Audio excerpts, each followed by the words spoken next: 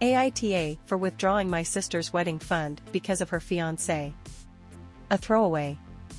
My 27F cousin, 26F, and her fiancé, 26M, are supposed to get married around spring. They have been engaged for 2 years. Cousin has been living with us since she was 3, after her parents passed away, and I love her dearly as my younger sister and I support her in many of her decisions, except for this marriage. I feel like my cousin is rushing into things and ignoring the fact that they're not financially stable. Neither of them has a job, and while she is in a PhD program, and they're living off some of her research funds, it is not enough to make a living. They are currently residing in an apartment that his parents are paying for. To be fair, I never approved of their relationship, even when they were dating, and I haven't softened up on him yet. I've been vocal with her about wanting them to break up their relationship, now engagement. I find him obnoxious and rude, and he has made some unnecessary comments that still boil me. For instance, whenever we invite them for dinner, he makes snarky remarks about my wife's traditional dishes, and no, we've never forced them to eat any of them, those were more for my wife than for them. But he compliments everything I make, even something as simple as coffee, and he keeps telling me that I'll make a good man happy one day. It's infuriating that my cousin just ignores this. His disrespect for my marriage is the reason for this whole situation. With the wedding on the way, he introduced me to the other funder, his relative. We hit it off right away. We're close in age and share similar interests, so we bonded well. But I started to notice that my BIL was behaving peculiarly, like he would try to give us space to be alone with each other or give us hints that we are a natural couple. I had to tell the other person that I have a wife, and what he told me in return really shocked me to the core. BIL has been going around telling his family that I'm getting a divorce because my wife cheated. The sheer audacity of this man baffled me. I left and, without saying a word to anyone, withdrew my fund. After cooling down, I informed the couple, my wife, and my parents of what I had done and why. My cousin called me crying and begging for the funds, but I told her no. If she can't afford a wedding, then don't have one. My BIL has resorted to calling me names and is getting his parents involved in it as well. My parents are okay with it, as it is my money. But my wife, although she is angry with what BIL did, doesn't support my action. Whether I withdrew the fund or not, they will get married and stay family with us, so this would only cause a rift with my sister. While I understand her point, I don't see why I should support the marriage of someone who doesn't respect mine. So, AITA for withdrawing funds, because my FBIL slandered my marriage. AITA for allowing my child to bring in souvenir snacks for his class, despite knowing this would exclude one of the kids. I recently went on a holiday to Japan with my son, 7, and whilst we were there he tried some delicious biscuits which he really wanted to buy and share with his classmates once he got back. Obviously I was happy to purchase some additional and found it really sweet he wanted to share with everyone. I didn't think about it at the time of purchase since we were mid-holiday in a different country, however when we were back and I was packing my son's bag for his first day back at school I suddenly remembered that he has one classmate, let's call him Joe, who has a gluten allergy and wouldn't be able to eat these biscuits. But it was too late for me to do anything about this, it was late and shops were closed so I wouldn't be able to buy an alternative plus they wouldn't be from Japan anyway and would be from the local supermarket. I also wouldn't have had time to pick any up in the morning because I work full-time. Son was happy bringing them to school and said everyone also enjoyed them. However, I got an angry phone call from Joe's mom saying that I shouldn't have let my son bring in those biscuits knowing that her son would be excluded. She said that I should cater to allergies, especially children's allergies, which I would understand if it was, say for example, peanut allergy which is life-threatening, but should gluten intolerance be treated with the same extreme caution? I'm not sure if I was the AH for still allowing my son to bring in the biscuits, despite me knowing one kid wouldn't be able to have any. Update for info, I know about Joe's intolerance because it's happened before with other parents bringing in classroom snacks and events. Joe would not eat any of the snacks brought in unless it's been made 100% sure there's no gluten in it, and when there's been a school event I think they always have something separate for him. For the biscuits my son brought in the ingredients were in Japanese so the teacher let Joe know, and he did not have any. AITA for forcing my mom to abide by the boundaries she set herself? More holiday drama for the drama gods. Family situation is not awesome to start with, but they upped the ante and now want to backtrack. I'm okay with being the AH if that's how it plays out, but I don't really see this as being as bad as my mom is making it out to be. My 25F dad died when I was 7. My mom remarried when I was 9 and had Jill, 15F, and Janet, 13F, with her new husband afterward. I have never liked her husband as he seemed dead set on replacing my dad and winning me over in the most obvious and obnoxious ways possible.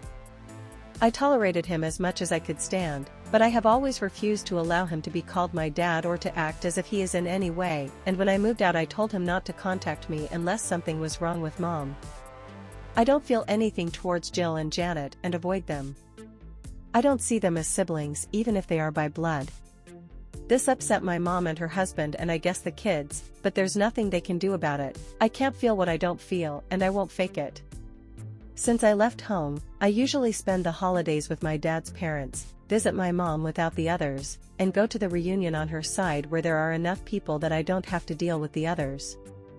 This arrangement has been fine until last year when my mom asked me to stay with them. I declined. She asked me if it was because of her husband and the girls. I said yes, I feel like keeping distance there is best. She told me if I'm not going to be part of her family to not come at all anymore. I said okay, and still went to my grandparents and visited with members of the other side separately, but didn't see her or go to the big get-together. She lit my phone up like crazy trying to get me to change my mind. It was embarrassing. This year she asked when I wanted to get together with her while I'm there as if nothing happened. I told her I would respect her boundaries by not seeing her since I'm not willing to play happy family with her husband and kids, and she set that as a condition. She said that wasn't what she meant and she wants to see me. I told her she doesn't get to retract the ultimatum once laid out. If she wants to see me, she can travel to me without the others any time of year, but I'm going to see my family for Christmas, and if she doesn't want to be included in that she doesn't have to be. Anyway, got a long screed from her husband essentially calling me an AH. Jill apparently stalks my social media and tried trolling me, but I deleted her comments and blocked her without responding. I explained the situation to my grandparents on that side, and they say that my mom's husband gave her an ultimatum about me so she's in a difficult place and doesn't know how to fix it. They suggested that they, my mom, and I have lunch to talk it out. But finding out that her husband was behind last year's issue makes me not want to deal with it even more. AITA for implying my dad has fragile masculinity? Okay, so recently, I went on a family trip and my dad accidentally walked in on me while I was waxing my armpits. I was wearing a tank top, but I still wanted a bit of privacy. He quickly closed the door and apologized.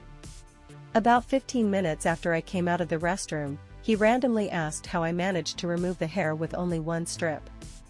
I thought it was a silly question, but I told him that the wax I used was very powerful and I didn't have a lot of hair to remove. He then proceeded to say that women should always remove their body hair because he believes women having body hair, which naturally occurs, how shocking, is unhygienic and unnatural.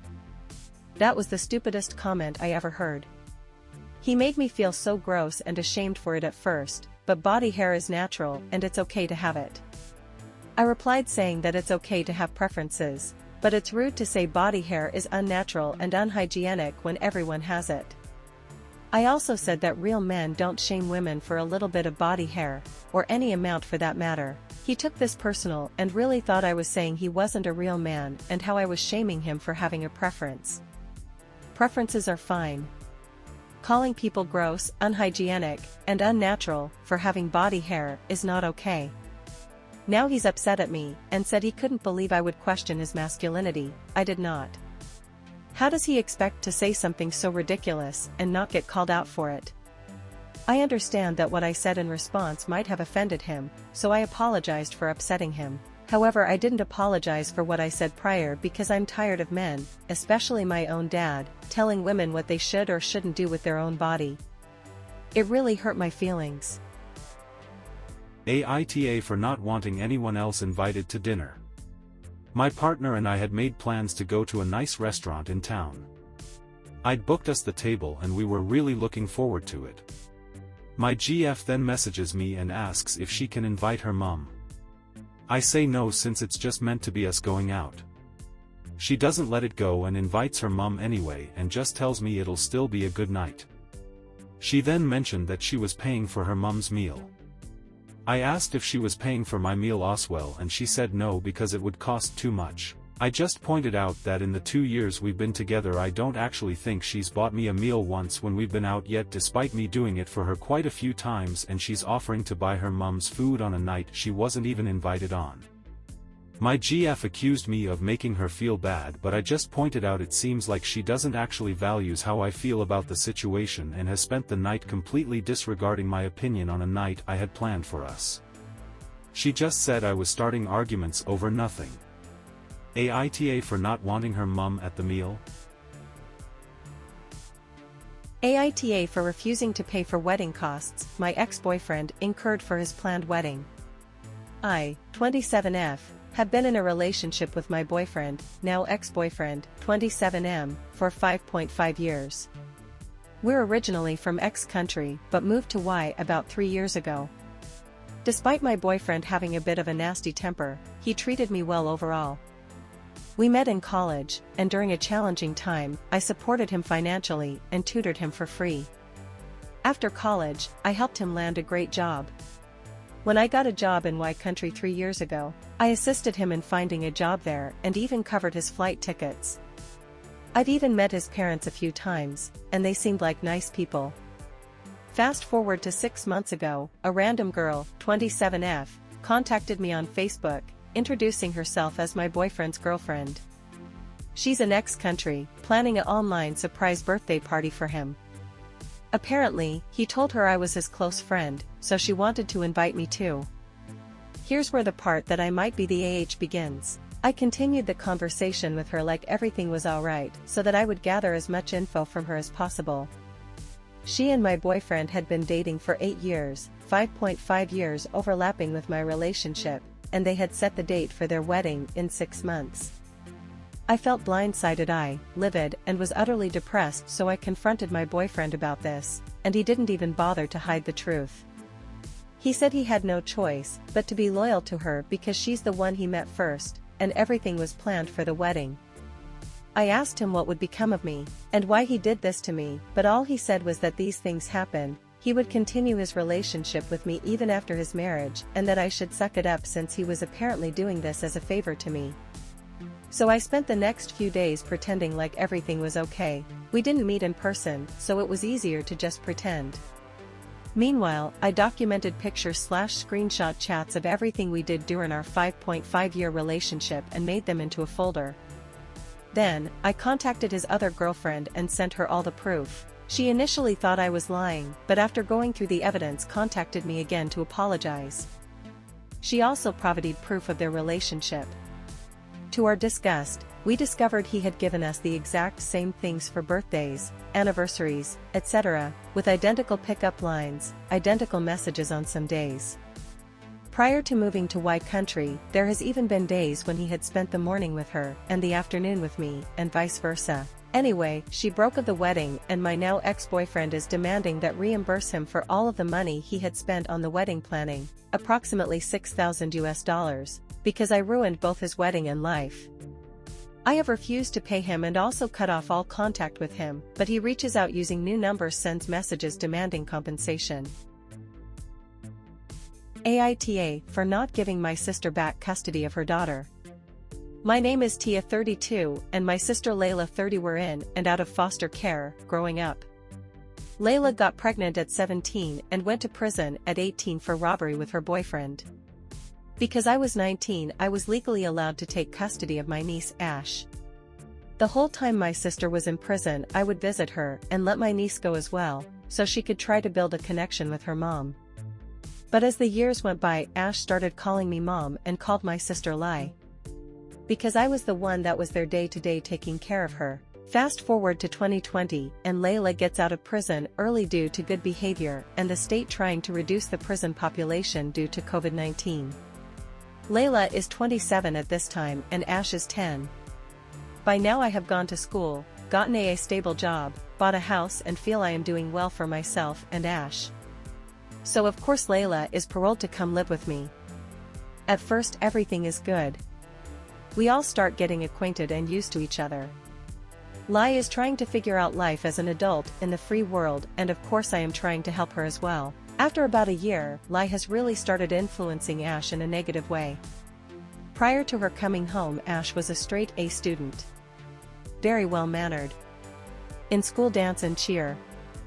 And making strides towards a positive entry to middle school.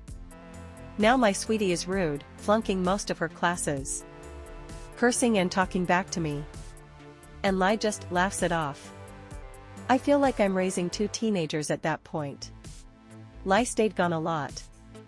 Trying to invite strange and crazy people over to my home, etc. I had enough. She wouldn't work. Wouldn't help around the house, nothing. Now 2023, Lai finally has a job at Burger King and has a crazy weird boyfriend. A few weeks ago, she says she's moving in with her boyfriend. I told her okay, good luck. Then she says she's taking Ash with her.